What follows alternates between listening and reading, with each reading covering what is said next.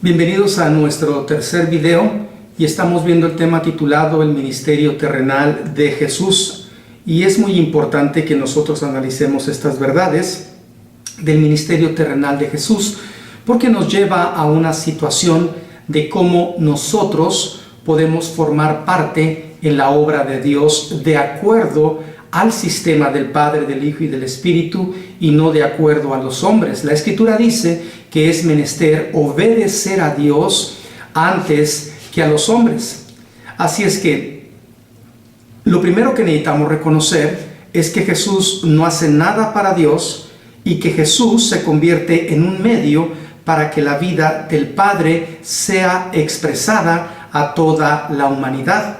Habiendo entendido esto, entonces la pregunta nace: ¿cómo me voy a relacionar yo con la vida del Padre, del Hijo y del Espíritu Santo para poder trabajar en la obra de Dios, para poder trabajar en el reino de Dios, para poder entender y conocer lo que es la obra de Dios?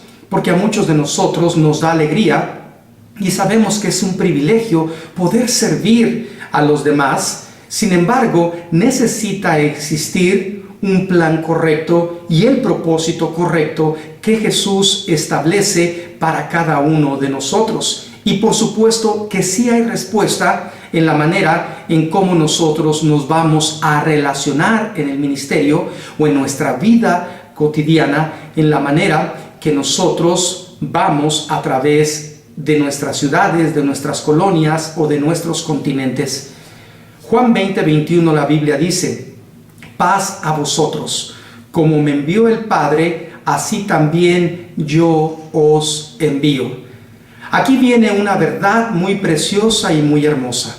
Jesús había venido y había estado con los discípulos, y cuando usted lee el capítulo 20 de Juan, se va a dar cuenta que Jesús está dejando una tarea, que Jesús está dando una visión, que Jesús está dando un ejemplo de cómo los discípulos trabajarían en la obra de Dios. Y la primera palabra que Él dice es: paz a vosotros.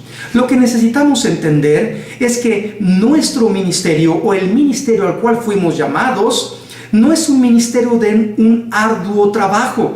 Yo solía decirle a las personas a descansar al panteón, pero hoy me he dado cuenta que yo puedo descansar en este momento en la manera que yo estoy dependiendo de la vida de Jesucristo a través de mí. Y cuando hablo de descanso, no hablo de decir que no voy a orar por algo, no voy a orar. No estoy hablando de no orar o de sentarme en una hamaca y tomarme una Coca-Cola. No, hablo de un descanso donde nosotros practicamos las cosas que necesitamos practicar en nuestra vida cotidiana, la oración, la lectura de la Biblia, pero sabiendo de antemano que el que hace la obra es nuestro Padre, el Hijo y el Espíritu Santo.